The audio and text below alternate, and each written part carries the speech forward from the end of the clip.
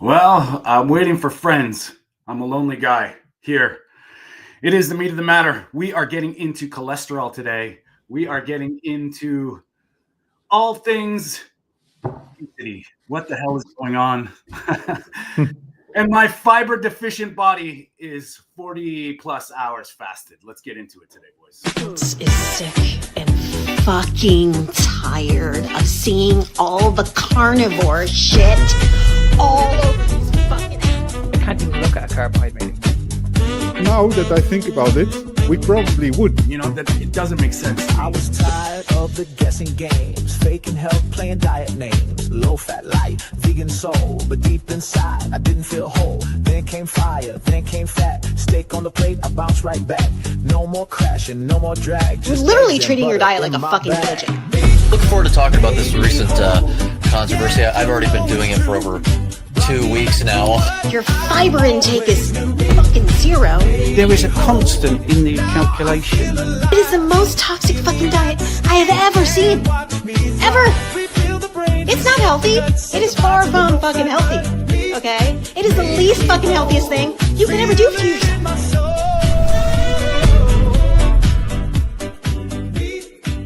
And we are live. This is the Meat of the Matter podcast. That is Peter. We are waiting for Mark. I am Tony. Thanks for joining us, everybody. We are going to get into it today. I am sitting here fiber deficient and miserable, fasted about 40 plus hours, and feeling great. Mark, I was just saying I'm fiber deficient. I don't know if I'm going to live.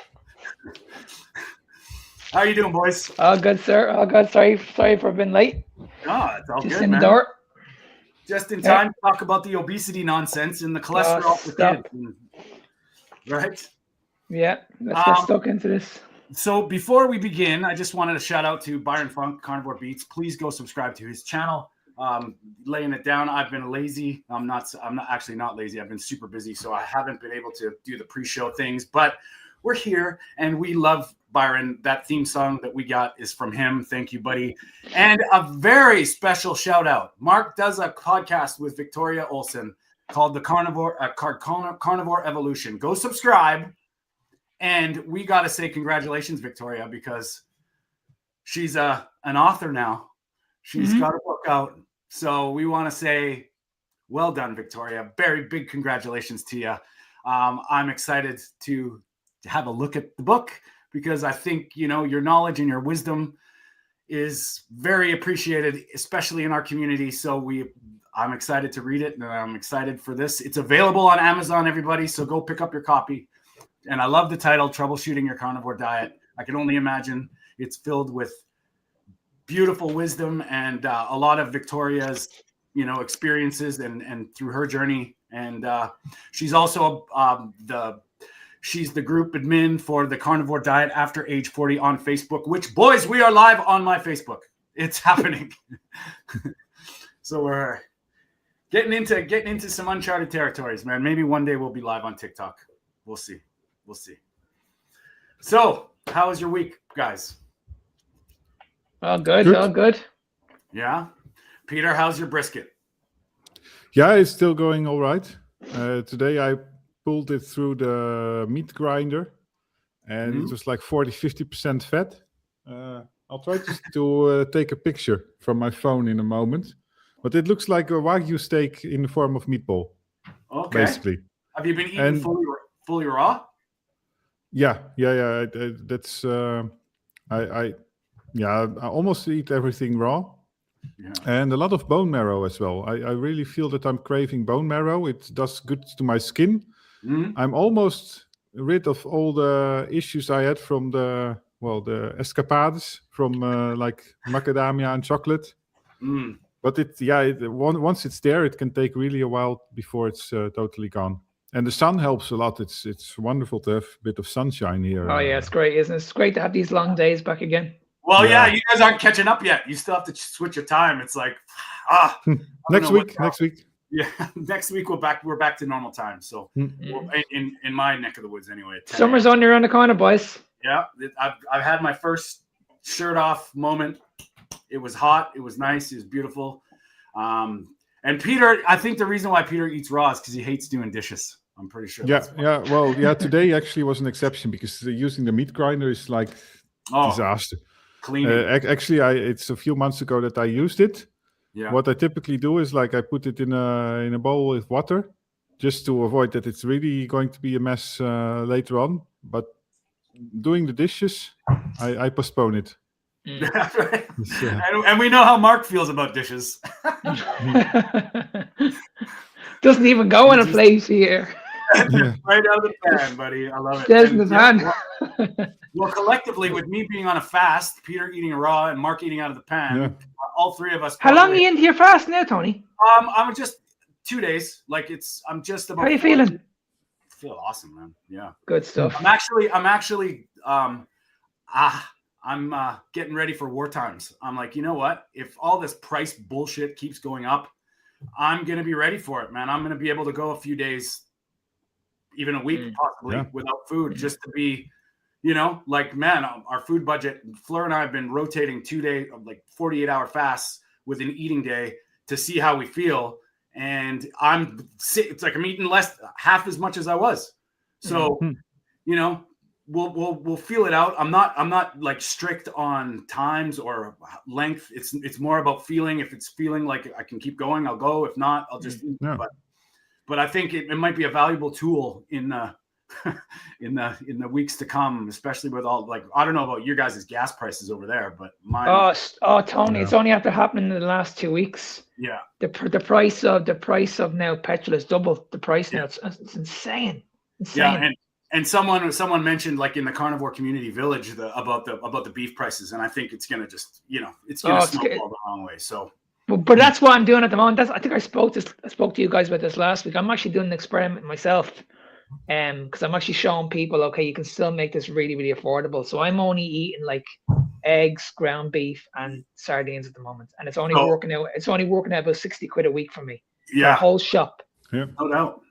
And I mean, I've been doing that, like, with my feeding days. Like, it's unreal. I still eat the same. I don't eat anymore, really. I just I eat probably 1 or 2 meals a day still. When I'm fasting over 2 days, usually I'll have 2 meals, one smaller meal just to kind of reintroduce, and then a bigger meal. But my food budget is in half. Fleur and I together, our food budget is halved, and we're feeling pretty good. Yes, and what is it in the end then that you are eating less? Because it's like at some point you have to compensate it again, right? Yeah. Well, I don't know. I'm riding on intuition here, and I think in my life where I'm at, as far as feeling my body and just knowing what's going on, I just let it be. If I'm hungry, I eat. I think that's extremely important, Tony, because at the end of the day, we all get caught up into macros and counting stuff and stuff like that. Yeah, sure. You just go off how you feel. Yeah. Because I can tell you right now, I'm not counting anything. I haven't got a clue. I can tell you my volume of food has gone down. Yeah. Compared to what I was eating, like, say, 3 weeks ago. But I'm full at the moment. I'd say I'm eating less. Like, I know we don't count calories, but I think my food intake now has gone down under 1,000 since I've started eating this way. Yeah, we're all doing the same thing then, because I'm also losing weight right now by eating only brisket. I feel perfectly fine. Well, it sounds strange, but it's like 40-50% fat brisket. And I feel fine on 600, 700 grams. I do notice that I'm losing weight. And if I would do this for months in a row, I'm sure that I eventually will crave stuff. And the thing about it is, Peter, you're not going to starve yourself. No. You're going to be in full control of that situation. Because I'm noticing as well, I'm getting really, really lean at the moment, like really lean. But I'm not worried about it. Because I'm not in that situation where I'm starving myself. I am full, trust me. I'm having some beef liver, liver, bone marrow, a bit of anchovies. That's the most important thing is, like, you're having 2 meals a day, and it's like I'm okay here. There's no panic situation. And I have noticed something in the gym actually doing this. I have noticed my explosive power isn't quite the same. But my stamina is completely the same. Like, I don't have any problems with energy. But this goes into my mind. Like, is it carbohydrates? I don't need them. It's like we're talking dollars and cents here, man. And I'm fine. Like, I've done a workout, 2.5 days fasted, done a big heavy workout, and I feel great. I mean, and that's it. Like I'm talking, do I need anything? Like it's wild. So yeah, I'm feeling the only good. thing I worry about is what happens. So I try to avoid the workout when I'm really fasting. And what happens if you do it and you don't take proteins? Well, the thing about it is though, if you want to look at building muscle, protein around the workout doesn't matter. It's what you have. It's what you have throughout that. It's your protein intake for the whole day. Yeah, but we're talking about days without protein, of course, right? Oh yeah, if you're going too long, if you're going like say 4 or 5, even a week without no, but also any like 2 protein days of fasting, and then on the second day you do a strong workout. So let's say, you know, like I think if I wanted to get scientific about it, I just look at the reason why am I doing this. I still want to work out. I still want to, but I'm not a high performance athlete. I just want to go for and I've got a training partner now, so more so I would feel I'm just there for him. If anything, if I didn't feel like working out, I would go there for him. But I mean, who can go to the gym and not like, right? You'd be sitting there going, oh, absolutely. Okay. And the thing about it is, like, if you want to put on a lot of size, then yes, I would implement more feeding windows. So instead of just going for 2 meals a day, I'd be getting these people to eat like 3 or 4 meals a day because their appetite has to increase over time to build more muscle. So I would be getting these people. I'd be listening to these people first of all, and they say to me like, I like to have a little bit of food before I train. I would say, okay, fair enough. Let's add in maybe some like coffee, add in a little bit of cream, heavy cream in there, maybe about an hour before you train, and then probably about 2 hours later you can eat again. So I would work around the person's needs. Yeah. But if you, like what Tony mentioned, if you're just doing this for longevity and you're just doing this for health reasons, I don't see the issue. But I'm talking, of course, specifically about this situation where you have not been eating for 2 days and you are going to destroy your muscle. No, not after 2 days, you won't. Maybe after about a week. The longer you go into the process, if you fast too long, you will. But you won't.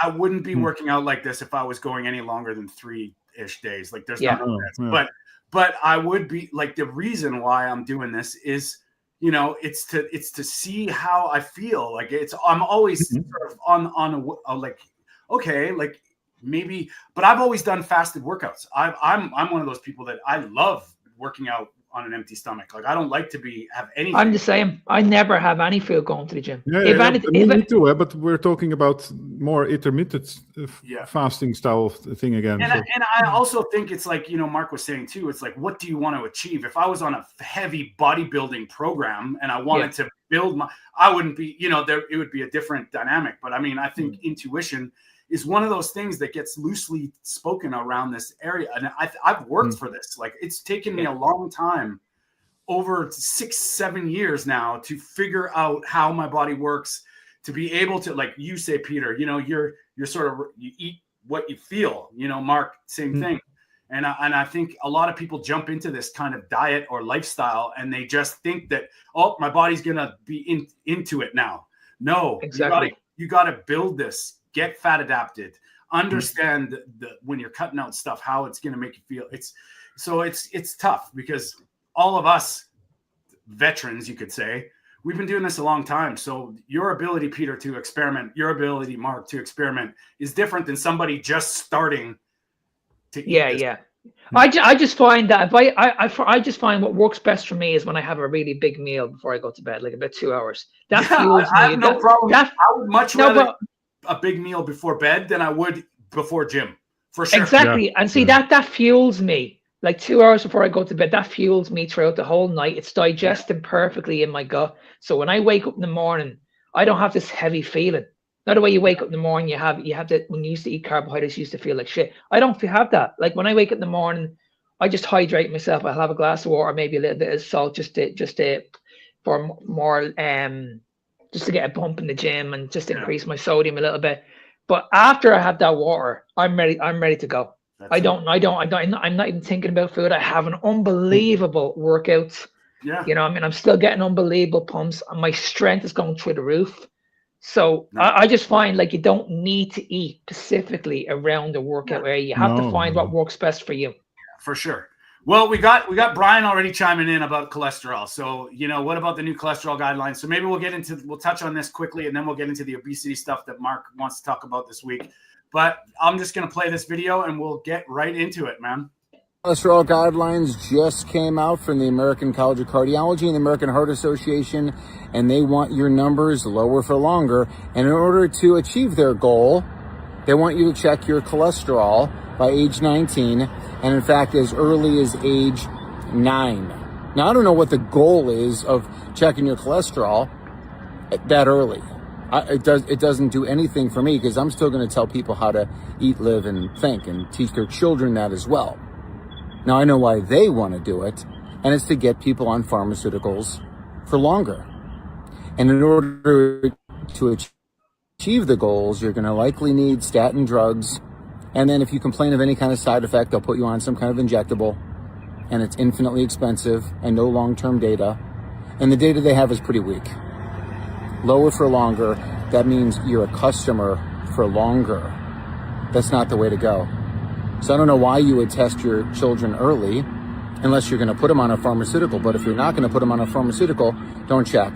Just feed them the right food, the right lifestyle, the sleep, the sunshine, the physical activity, the movement, getting them away from toxins, all the air pollution, all the EMF, all the household chemicals, mold and bacteria from water damage, blue light. So that's, yeah. Yeah, he hit the nail on the head. If the lower your cholesterol, you're always going to be a customer, always. And that's the funny thing about like all these people that push back on this is, even if there was a benefit, why are they moving the goalposts? Why is it different now? If everybody's sicker, there's something going on, and it's all the modern day big food, big like processed food push. So why is this a problem now? You mean kids in 200 years ago were dying early because of this? Like, what are they going to say? What are they going to say? The age of humans is we live longer now. No, we're kept alive longer now, and that statistic is arguable at best. So I don't understand how people can say this is a good idea. Do you want your kids on medication? Like, is that where we're going? Because it's clear that they want your kids on medication. They want all of us on medication in some way, shape, or form. Yeah, I mean, what's the answer? That's what we should be looking at. It's like, oh, everybody's sick, everybody's struggling at the moment. So what's the answer?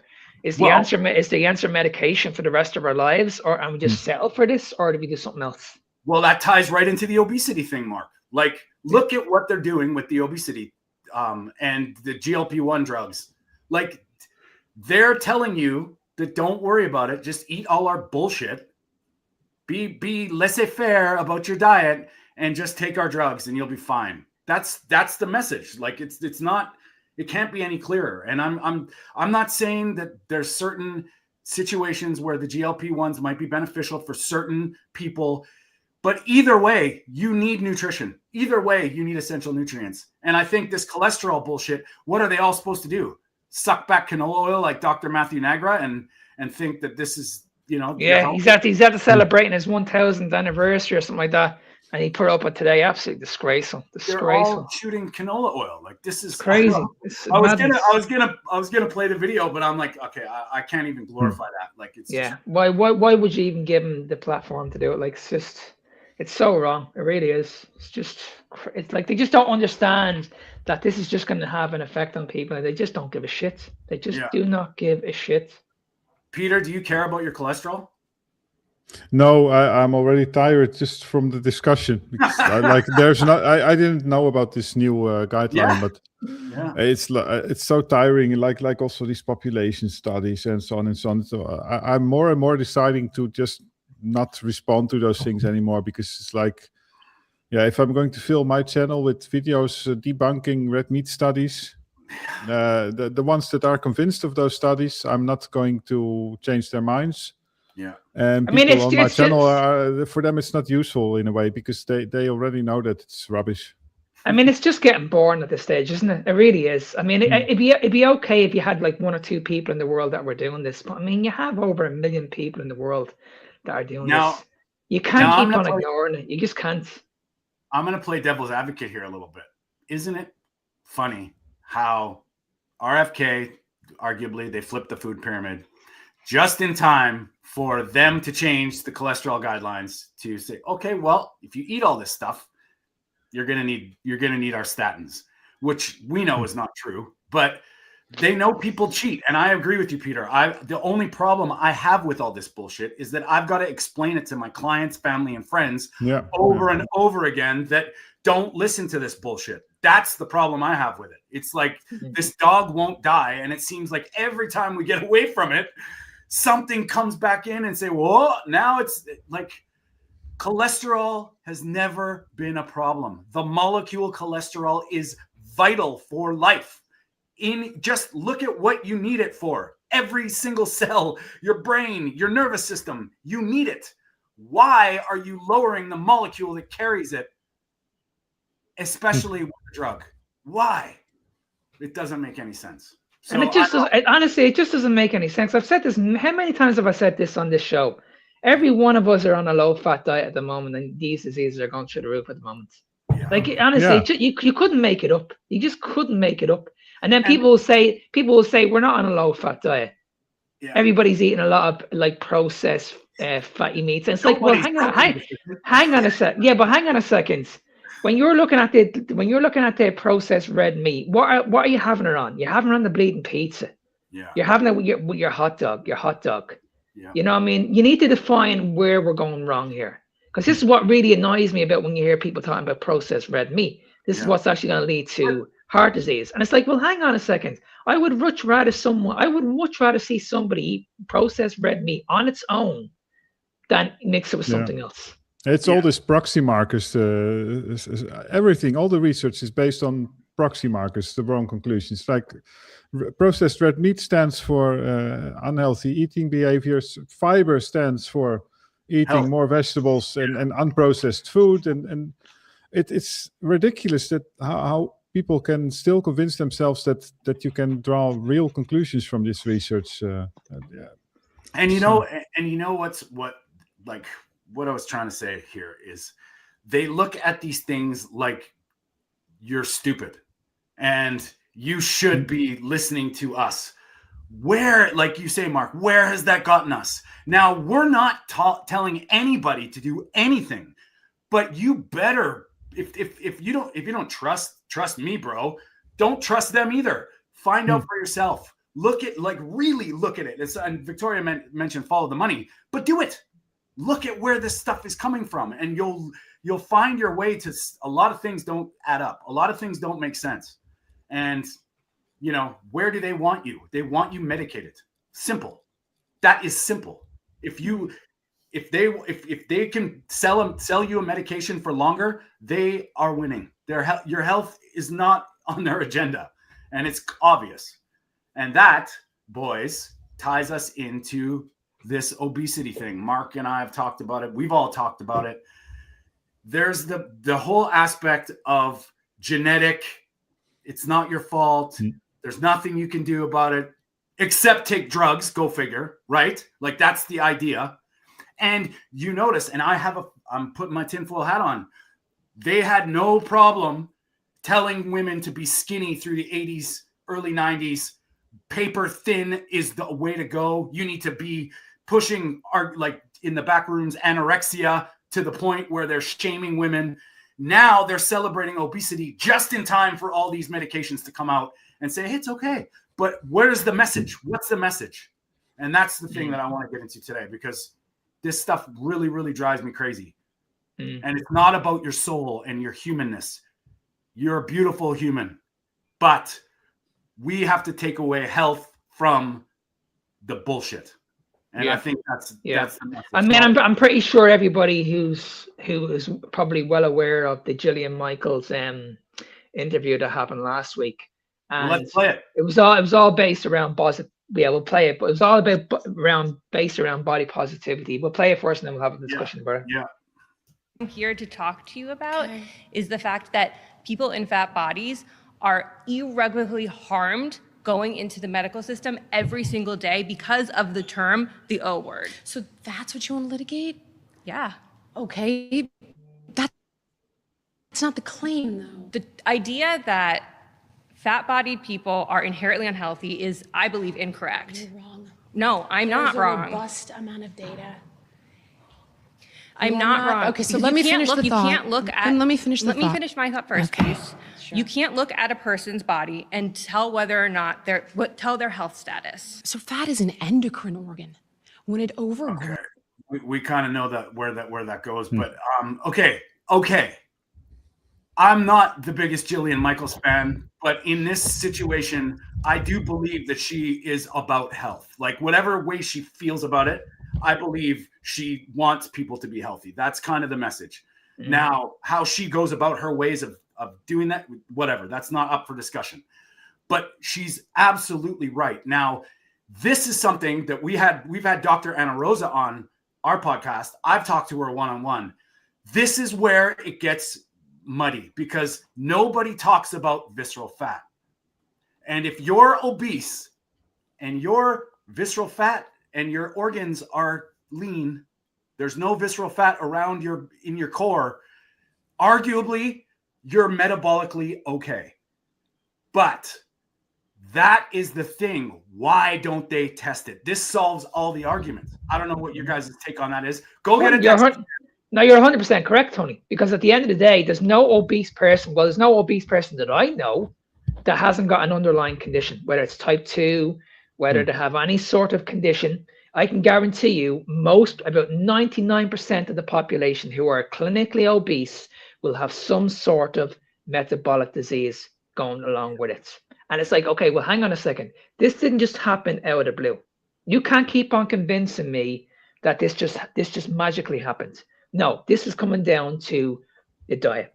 You're obese for a reason. And I don't see any reason why we can't explain this to people. I don't understand why you should be honest about these people. I've had this conversation with my other half, and I've been told by her family, you're a little bit harsh on her. And I'm like, why am I being a little bit harsh on her? I'm telling her the truth. Like, I'm not saying in a nasty way. I'm not saying that at all. I'm not saying you should say to people, okay, listen, you're fat. You know what I mean? Shame. This is not shame. But you want to look out for that person. You don't want you don't want to see any harm come to this person. So if that means I have to step in and try and help that person, then I'm going to do it. And I don't see any harm in that whatsoever. And I think that's what Jillian Michael was trying to say. It's like, listen, we're all for body positivity. We're all for loving ourselves. But you can do that by looking after yourself at the same time. But you know what I mean? And a lot of it too is awareness. Like you have to take it for what it is. Now, I'm not talking about, we've all had, when I was growing up, I was chunky. I was pudgy. Am I genetically predispositioned to hold body fat? Yeah. I'm kind of I'm 50 now and I'm just like shattering the genetic code. Like, okay, that's kind of where I'm at. I'm like, oh, I don't know about that. Cause I always thought I'd be the short, fat kid. I always thought I could never get lean ever, no matter what I did. Why now? What's different now? If you're predispositioned to hold body fat, that doesn't mean you're metabolically healthy or not healthy. That has nothing to do with it. So where are you at in your own skin? It's like, this is nothing to do with your human soul. This has nothing to do with you. This has to do with metabolic health. And if you're not metabolic healthy, why can't we talk about it? That's what I don't understand. Can I just add one point as well? If you flip that around, I've been in this industry for over 30 years. Now, I was in the best shape of my life in that 30 years. I was in incredible shape. But I was in a really, really dark place. My health was turned to shit. I was on the verge of being pre-diabetic. Now, how is that possible that someone who's in the fitness industry, who was convinced that he was eating healthy all his life, that had mental health issues, on the verge of suicide, gut issues, on the verge of being a pre-diabetic? You know what I mean? So this is what I'm saying. I couldn't see this. I could only see when I looked in the mirror. I looked in the mirror and I was like, oh, I looked incredible. But like what Tony mentioned, I had no idea about the visceral fat. I had no idea about what this fat was doing around my organs, and that's what we should be looking at. Yeah, and Peter, I think that Byron makes a good. It's Byron, right? Yeah, it's Byron saying that's a good point. That political correctness is coming into play, and also sensitivity. Like Tony, when you say these things, you're not blaming the person that the person is fat or that it's caused by them, that it's their it's their responsibility in the end, of course, their health, but it's not their fault. And I noticed the same with environmental discussions, and when I go into discussion with vegans. I recently made a video about, well, the fact that we have animals being slaughtered for food. And of course, we know that animals die in agriculture. But I was talking about the fact that we have human infrastructure in general. And so just trying to be objective and, business style, just accounting. And if you look at the numbers and the facts, and that you should do the same with health. I mean, look at the facts, at the numbers. Don't be sensitive, because if you're going to intermingle all kinds of discussions, you get all kinds of weird stuff, political correctness, wishful thinking, like, okay, it's healthy for the environment, so it's healthy for humans, and fat people are nice, so maybe it's not that bad that they are fat, because they are, it's not their fault, they are kind people, and so on and so on. It's just try to be a bit of objective, and it can be painful sometimes also to be objective. I mean, the way I see it is, if we don't step in right now, we could lose these people very, very early, and I think that's wrong, because we're seeing. I only interviewed a guy here last night. Victoria will tell you this. This guy had cancer in his 20s, 20 years of age, and he had testicular cancer, and he had to figure this out himself. He went to all the experts in England. An amazing story that he told us last night. He went to every single expert in England, and not one of them could figure it out. Not one. And he came across keto, he came across carnivore, and he was like, okay, this is my last shot here. If I don't get this right now, then there's no hope for me. There's absolutely no hope for me. And he did it, and he put his cancer into remission. He lost all the weight. He put his mental health issues into remission. Like, it's insane. It's absolutely insane. And the hardest part, Mark, is that when people like us talk about that to somebody, if they don't come into this on their own terms, it's almost like there's nothing we can say, because they're so programmed by the doctors. And all I'm saying is, isn't it worth your life? I can say this easy. I don't mean to judge or put it on somebody, but to weigh out options. Like, if we said that there's an option that you could just be better, maybe, things could improve holistically. And I'm talking about, like, there are certain frequency machines that help this. There is certain spiritual practices that help this. There is, and it's a fact that sound affects cells, and cancer's not any different. So why are all those healing modalities that cost nothing to put your feet on the fucking ground, get connected to the earth as much as you possibly can? No, that's stupid. Take this chemo, because that's the only way you're going to. And it's always the one or the other. Eh? So if you're proposing, let's say, additional treatment and therapy, it's almost as if you're trying to say that they shouldn't do anything else, or that you're automatically going against medical general practice. Yeah. And I mean, is it really that hard to believe that what you eat will affect you? Simple. Well, we can't keep on ignoring it, Tony. We can't keep on ignoring that the food is not the issue here. Yeah. Like, we just can't. It's the one thing everybody has control of. It's the one thing you have control of is what you put into your body. Out of everything that goes on in the world, it might be out of your control, but the one thing you have full control over is what you put into your body. And you should be able to look at that situation and say, well, hang on a second, before I start blaming any other factors in my life, maybe I should look at this first. Yeah. It's funny that you talk about sound, Tony, because if you talk about hi-fi in the end is electronics, is electronic signal. Yeah. Entering a system, it's changed, and then eventually it's changed into motion with the cone movement.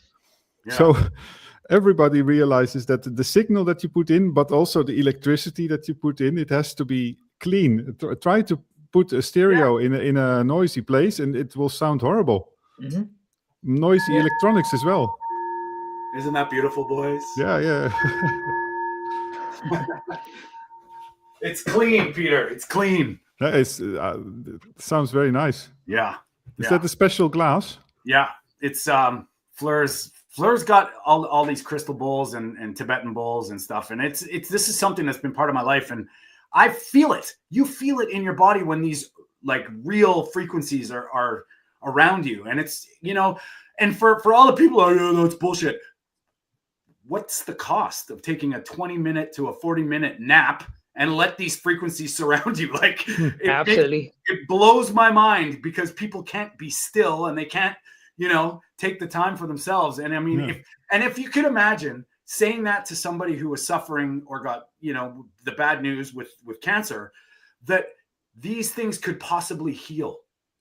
Yeah. And then you look at half the world goes bullshit. Yeah, I don't think people understand how important it is. They can clean your teeth as well. Right. I just don't think people understand how important it is to be in a relaxed state.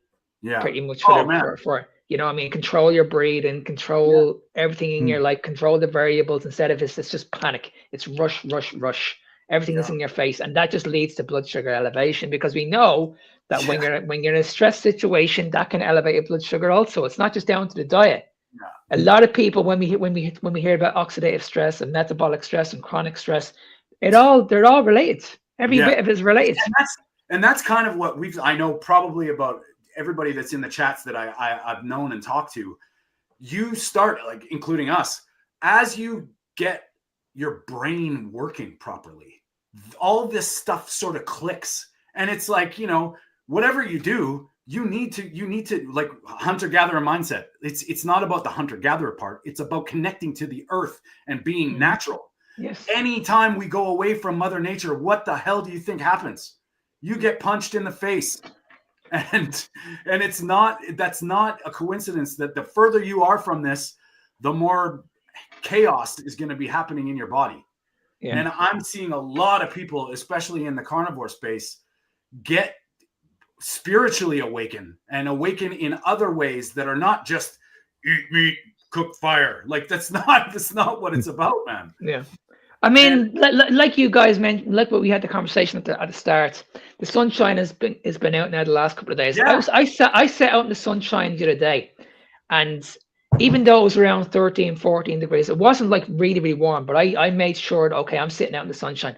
I had people looking at me and staring at me and saying, totally, I did too. What's he doing? Look, that's crazy. Off. My shirt's off. Crazy. Yeah. Going. And I made sure I was out there for a good half an hour, 40 minutes. Yeah. And even though people were walking around with their coats on, I was literally sitting in the sunshine. I was like, okay, I'm getting this vitamin D. People don't understand how important this is. Yeah. I have an app on my phone. It's so important. This is D-Minder. I've always said if I'm ever sick, you can throw me out in the sunshine and just leave me there for an hour or two. Just leave me there. Stick me in a forest with a meadow so I can get out in the sun as much as possible and just leave me be. Just leave me alone. Don't come near me. Just leave me alone. Just leave me out in the sunshine for 2 hours. I'll be fine. And I know this, we're kind of getting off topic of obesity, but isn't it funny how they told us the sun was bad? Isn't it funny how the sunscreen industry is just kept up like the same bull? Put this shit on or else you're gonna get skin cancer. Have you just read the ingredients of this shit? Just read the ingredients. And all the good ones that are very catchy, like banana tan and copper tone. Why do they call them copper tone? Because it's actually the mineral that will protect you. But they use that, and it's so crazy. Like, I mean, panthenol, which is like vitamin B5, is actually really good for soothing your skin. It's illegal in North America. Like it's just a P vitamin that rejuvenates your skin, but that's illegal. But yet you can spray on a bunch of titanium bullshit and the sun. And people argue with you. They say, "No, Mark, you're crazy. Why are you exposed in the sunshine?" That's insane. That's the thing. When you look at the basics, what people need to do, they just won't do it because they're absolutely convinced that they don't need to do this. Because when they think about the sunshine, they've been led to believe that this is going to cause a problem. They've been led to believe that when you look at saturated fats, this is going to be a problem. So when you look at what we're doing, and we're trying to convince people otherwise, this is actually going to benefit you and your health. Yeah. People are saying, look, you have the other side saying, okay, don't listen to these guys. These guys are part of a cult. This is all crazy. This is what's going to lead to problems. It's like, you know what I mean? It's like, well, what you do, it's like what people need to do is just listen to both sides of the argument. We've always said this. We've always said this. Yeah. We've never done these shows, and we've never ever convinced the public that you need to do this diet. We've always said just try it, just give it a go. Why instead of just wearing your sunglasses when you're out in the sunshine, take them off. Yeah, I haven't worn sunglasses in 7 years because I'm like, I know how valuable it is to get the sun on your eyeballs. Yeah, and you know, Byron made a good point too. It's like it's hands down. If anybody has a problem with this, go to geoengineering.org and watch the documentary, The Dimming. Bill Gates has admitted it. England has said they're doing it. They're blocking out the sun. Why? Their mission, their message is to protect you. Is it though? Or is it to sell you more or get you on more pharmaceuticals, make you as unhealthy as they? Why did they stop pushing vitamin D during COVID? Why? Exactly. This is weird. And when we go back to the obesity crisis and we look at what's going on in the world at the moment, like we only had this conversation with Oprah Winfrey a couple of weeks ago. Yeah. She's one of the richest people in the world, right? She could hire any PT. Now, who's popular on social media at the moment? Who's probably the best PT out there at the moment? I don't know. There's many of them. Okay. I'm pretty sure you guys know him, Tom, but there's a few of them out there that have over 2 million followers. They're classed as one of the best celebrity PTs in the world. Yeah. Yeah. I'm pretty sure Oprah would have reached out to these people and said, listen, I have a problem here. I can never seem to lose weight. I'm pretty sure she would have got these people on the phone and said, listen, I can help you. Yeah. Would have shifted. She would have brought these people over. Yeah. These people would have trained her. They would have put her on a calorie deficit and she still would have been struggled. She would have still been struggling. Now, the question is simply this. Yeah. We have all these experts, the PTs, the health experts, every single one of them. How come none of them could find out our obesity problem? Yeah. Because if it was all about just calories in versus calories out, and just training, then why are these people still obese? Why are these people struggling with food nice? That makes it a you problem. That makes it you that's what I'm saying. They're blaming you. You're a lazy son of a bitch. You can't do nothing. So it's on you to listen to me to do this. If you don't, you're an idiot. And we've talked to hundreds of people that have done nothing. But the thing about like you said, Tony, and moved less, and they've lost weight, right? But that's what I'm saying, Tony. These people blame you, and they say, okay, well, listen, we've done everything here, and now we can't figure this out. So you need to go and see your doctor. We don't know how to solve this. So, like you said, it's like, okay, we're pushing people towards medication. You're going to be a customer for the rest of your life. That's bullshit. The reason why you're being a customer the reason why you're going to be a customer is because you're listening to the wrong fucking people. And this is the wrong advice. And that's why, and you can mark my words, people, Oprah didn't choose to come off Ozempic. She did that for a reason. She did that to say, hey, look, if you're not on this medication, this is what happens to you. So you're best be needing this medication for the rest of your life. That is the message that she was sending. This is not an oopsie. I stopped it and I tried it and then 20 pounds came back. This was because I would say probably, don't quote me on this, but she's probably invested somewhere in one of these companies and makes a lot of money because we all know how she feels about Weight Watchers, but now she's not there anymore. She's more probably, she's probably Ozempic to the hilt. She's not stupid. Obviously, she's a very successful. Well, that's arguable too, but it's not a coincidence. And it's dry. Like it's the celebrity thing again. Like the Serena Williams. Like, are you kidding me, man? We saw that her husband or whatever is invested in that telemed company that provides GLP-1s for you. So get your discount, go through us, whoop-de-doo. Yeah, she's seen a gap in the market. She saw how well this was doing, and she was like, "I want a piece of this puzzle, or I want a piece of this pie." That's what happened there. It is frightening because I've been doing, as I've said this before. I'm starting a platform for support for people coming off GLP-1s, life after GLP-1s. But here's this craziest part. I've been doing a lot of research on Facebook. I'm doing a lot of stuff around social media. This is getting out of control. They are glorifying this stuff like it's the godsend, like it's the savior. It's moving towards $184 billion industry and lifestyle medication so that you can just take your GLP-1 or your, whatever, and go on with your day. We are going to see, and I'm saying it right now here first, within 2 years, people are going to be reporting catastrophic failures because they are not going in there as a tool and educated. They're going in there as a quick fix celebration. It's unbelievable. There is nothing on Facebook about helping. It's all about, well, you just have to do this. It's mind-blowing, man. Yeah, it's honestly, it's scary. It really is. It's unbelievable how much money this is making. Like this is a cash money machine at the moment. It's just it's unbelievable. And that's what, we're going to play another video here from that same Jillian Michaels thing with another woman. But that's the thing.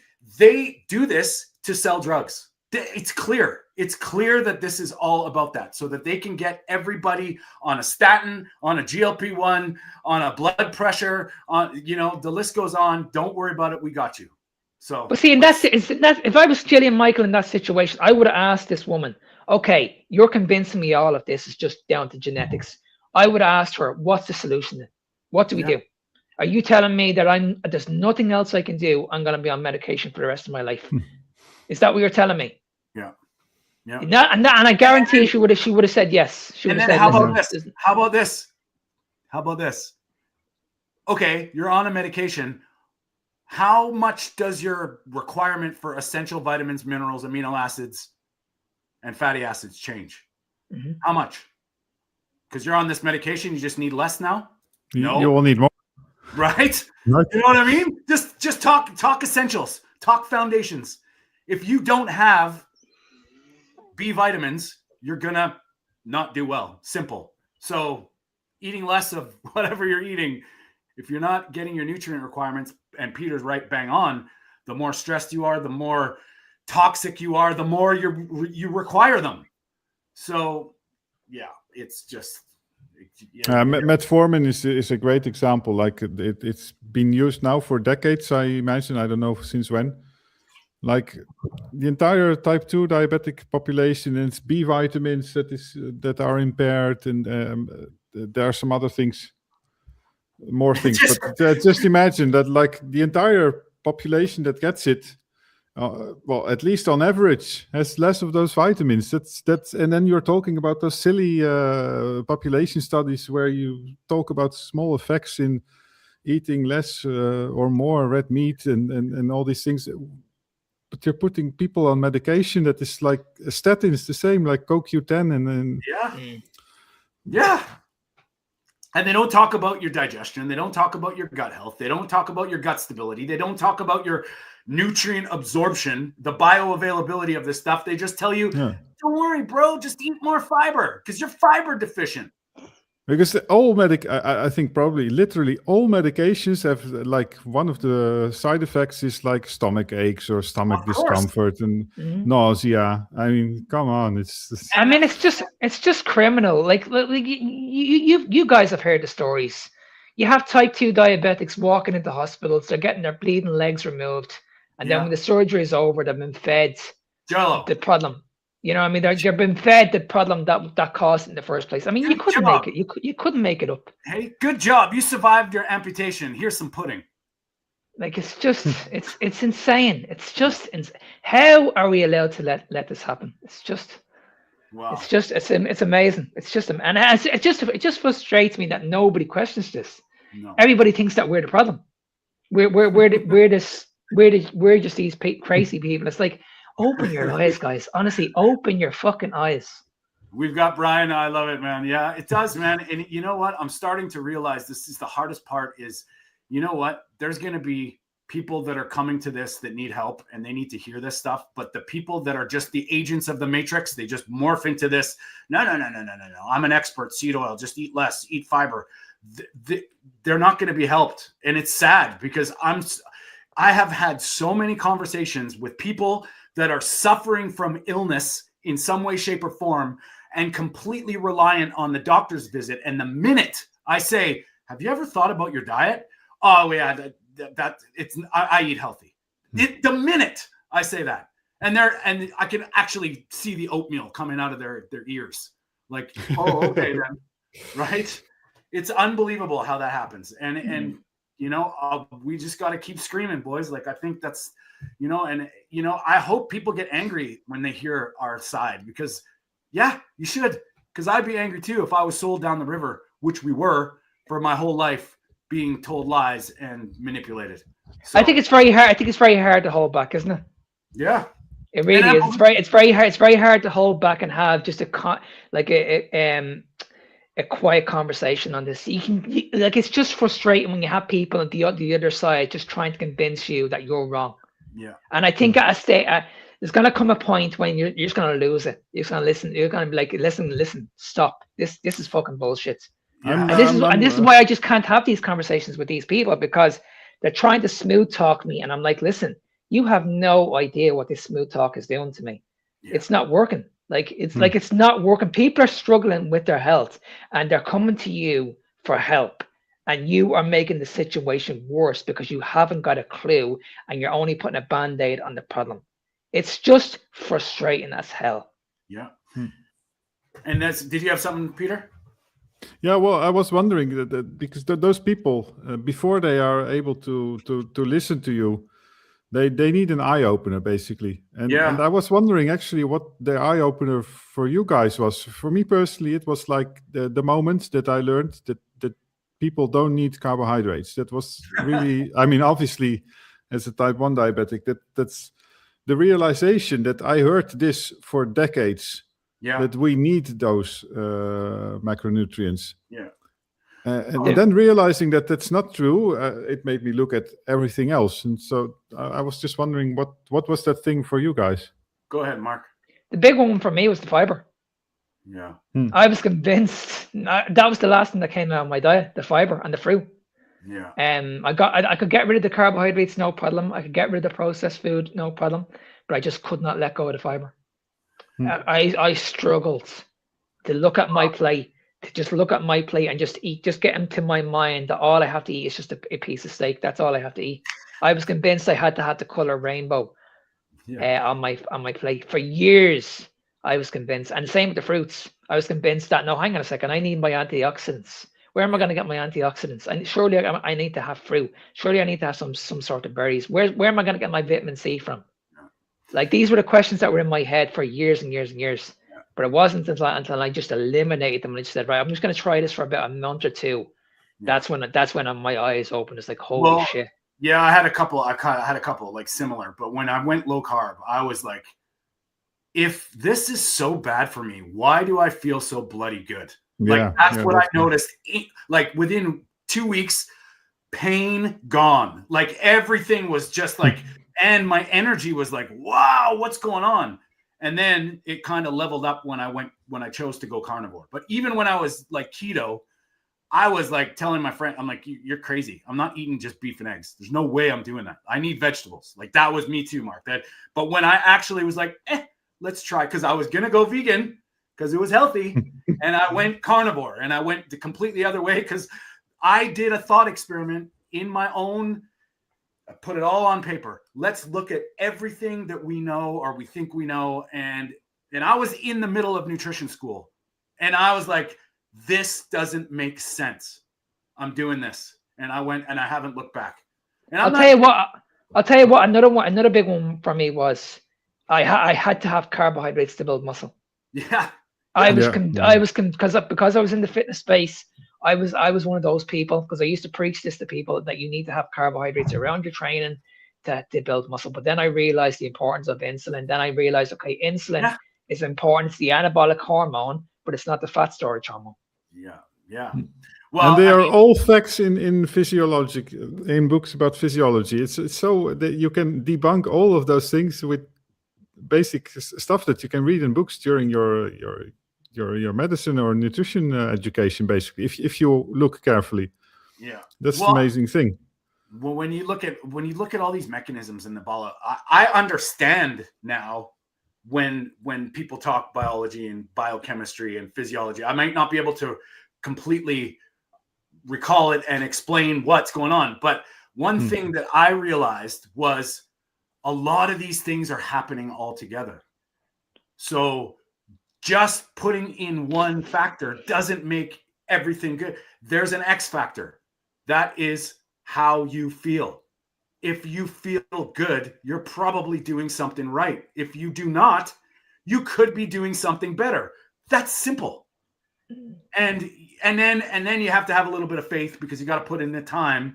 If you're suffering with an autoimmune, serious gut issue, something like that, your body's going to take a long time to heal. Arguably the amount of time it was being busted apart. So, I mean, I think that's the one thing that we always like. You can tell me all day long, Mark, that I need carbohydrates, but I don't, because I feel great not eating them. And I tweak myself. I try things, but it always comes down to that. And I mean, I'm not opposed to anything. Try it for yourself and figure it out find your way. I think that's the best way to do it. I think it's very, very important. At the end of the day, you're the evidence here. You're the research. Yeah. If this works for you and you've gotten the results that you want, how can these people tell you that what you're doing is wrong? Exactly. Like how? It's impossible. And it's that's absolutely impossible. And actually saying that, Peter, another thing that I've realized is once you start digging into the history of food, all of a sudden light bulbs come up. That's a big one, right? It's because if people argue, they have you have the Jacob Foods, you have the Niagara's sucking back canola oil like it's whiskey, and then you have the history of canola oil.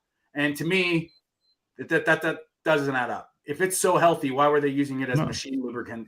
Why were they trying so hard to find a new market for it? So they had to fix the acidic content in it. And look, Canadian oil. Yeah, and the big thing there is that they are living in some sort of universe that is only based on this statistical inference. Yeah. And if you talk about the seed oils, I talked about it recently. You can look at risk in those silly studies, risk markers within that universe. You can also talk about the actual very relevant risk, and it's the fact that we are introducing all this food, all this processed food, the seed oils, the heavy amounts of sugar and all this stuff in a matter of decades. Yes. And for me, actually, that has happened during the last few years, that I focused less and less. Obviously, I already realized that those studies are rubbish, but I focused less and less on nutrition science and take into account history, paleo, anthropology, and that sort of things. But just the simple fact that diet changes in evolution take thousands of years. Yeah. Not so. I mean, except for like extreme catastrophes, of course, where suddenly species die out. But apart from that, it changes typically over thousands of years, and we're basically experimenting with all this stuff, like what we're doing. Well, like what is that saying? It's like, we're smart enough to make our own food, but stupid enough to eat it. Yeah, but we also think that we are able to assess risk. Like apparently in this universe of statistical inference, we can assess risk. Yeah. Well, we are unable, I think, to determine the risk of what we are doing now. Because how would we be able to measure it? I have no idea. Yeah, it's probably big. Yeah, it's there. And yeah, I mean, it's just I don't know. I've always tried to keep an open mind. I've always tried to hear different sides, but once you start realizing that what they're selling is anything but healthy, it's somewhere in the form of hunter-gathering, whether it's gathering tubers, whether it's eating nuts. I don't know what survival we would have had to do back then and there. We would have probably been a lot more reliant on our environment and what the land offers we would be taking. And hey, if you had to grow a fruit tree to sustain your life, well, sure, we might have done that. I don't know. Yeah. But I mean, what they're doing that's so far removed from nature. All these people are saying they're green. These plant-based people are saying that they're natural, but yet they're cropping out their greenhouses, monocrop agriculture, brought to your supermarket in trucks. You're not eating you're not eating on a farm with beautifully nutrient-dense soil and seasonal crops that are there providing you with the nourishment you need. And if you had a family, you'd have to figure out what helps them survive, not blame shift and point them to the eggplant and say, well, you need to eat more eggplant and you don't eat that meat over there. Well, if it comes down to survival, you'd be thinking about these things. Yeah, 100%. And I think Mother Nature takes a back seat to all this shit, and it's just like this was never natural. And I mean, there's so many arguments out there, but if you've been taught and told something, hey, guess what? Indoctrination and dogma gets pushed, and you know we're pretty big ambassadors of figure it out for yourself. Here, everything. Just question me, man. Question Peter. Peter's a type 1 diabetic. You don't think he's doing well? Well, figure out why. You know, I mean, I'm sure a lot of type 1 diabetics still haven't heard about this option, Peter. No. Yeah. Well, actually, that was maybe even the bigger, how do you call it? The mind shifter or whatever. The fact that there was this book written by Dr. Bernstein in the 90s. And I discover it as a diabetic who has been curious, who has been researching and how to deal with my diabetes, like in 2020, somewhere. So 30 years after it was written. Yeah. Like, how is that possible? You would almost think that it was hidden by people. How is that possible that I've read it? Because I was like, oh, wow, I want to learn how this works. And like, you know, I was pre-diabetic. I'm not anymore. People go like, yeah, well, that's you. Shut up. Like, this is not just me. If I was something and I wanted to accomplish something and I tried and did something that is not me and luck. Luck has nothing to do with it. That was a calculated decision to reverse my pre-diabetes, and it fucking happened. Simple. So all those people that say, hey, Peter, well, that's just you. You can do this, navigate this type 1 diabetes thing with your diet. That's you, buddy. You're so lucky. How lucky are you, Mark? Very lucky. I'm one out of a million, Tony.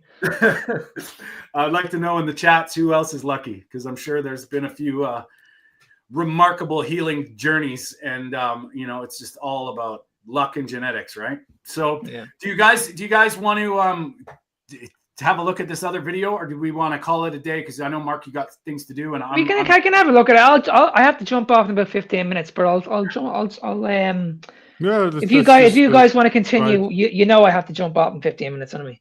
Let's get into fat shaming and horrible feelings. Here we go. Raise your kids. You use fear and shame to raise them? Does it seem like I use fear and shame to raise them? Yeah, because you talk about using fear and shame. I don't talk about. First of all, that is a life or death intervention on a ticking clock. But do you look at me and see a life or death need for an intervention right now? Be honest. Yeah, I do. I'm telling you that shame is a signal. It's telling you, hey, look over here. Now listen, people are absolutely at one point or another, very often victims. However, how we choose to respond to that injury, okay, at one time absolutely meant your psychological survival. It is how you survived that injury. The problem is it perpetuates and it no longer serves. But if we continue to repeat the pattern, it's actually called, has a name, it's called a repetition compulsion. And the goal, right, is I will master this. I will play this out. It's safer to play it out externally than where those feelings really belong, because that's painful. It's also safer because you don't have to suffer the primal loss of whatever was missing. So now, can I give you an example? I'm a shitty parent. We talked about this, but just follow me, right? I'm a shitty parent. I'm not there for you. Okay, instead of you saying, oh my God, my mom was never available, I didn't get what I needed, we then internalize that and go, it must be because I'm not good enough. Hence the sinner part, okay? Not because mommy is unavailable due to her own limitations. Instead, it gets internalized, and that is what becomes toxic shame. I think she spoke very, very well there. I think she absolutely nailed. She hit the nail on the head. So I think everything she said there made perfect sense to me. Perfect sense to me. I mean, I think there's, you know, do you guys know who Konstantin Kisin is? No. He's speaking out. He's a comedian, but he speaks out against the woke thing. And he's spoken at Oxford, and he's like, summed it up with this: do your feelings matter more than the truth? And, you know, that you can argue that, but, you know, if they do, it seems that our world, we want to protect all the feelings, and we want to get away as far away from the truth as possible. And when we find out the truth, we want to stick our head in the sand and just be in denial. So, I mean, at the end of the day, nobody wants to hurt anybody's feelings. No. But like I said earlier on, if that's my other half, who I want to spend the rest of my life with, I'm gonna make sure I do whatever I can to help her. And if that means I need to be a little bit harsh, then so be it. Because I want to make sure she's here with me. I would look, if she, let's put it this way, if I lost her in like 3 years' time, I would look back at that with regret and say, why didn't I not fucking act on that 3 years ago?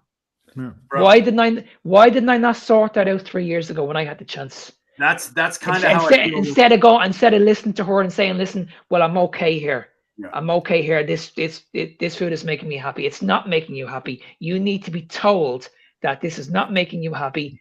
Being this size is not happy.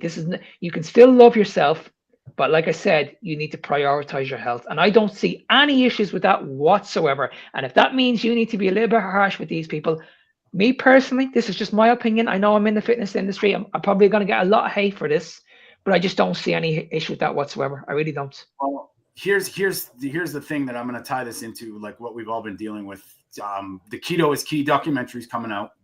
Brian, Hunter Gatherer Mindset, and I got to sit down with Kyle, one of the producers, and one of his big main reasons for this was Dr. Thomas Seyfried with cancer research, and this cancer is a metabolic disease. As the people in my life over the last 3 years have been dropping from cancer, and not one of them could I really get through to tell them about nutrition. It's heartbreaking because I was talking to them years before their cancer diagnosis about the importance, bigger, heavy set, obese.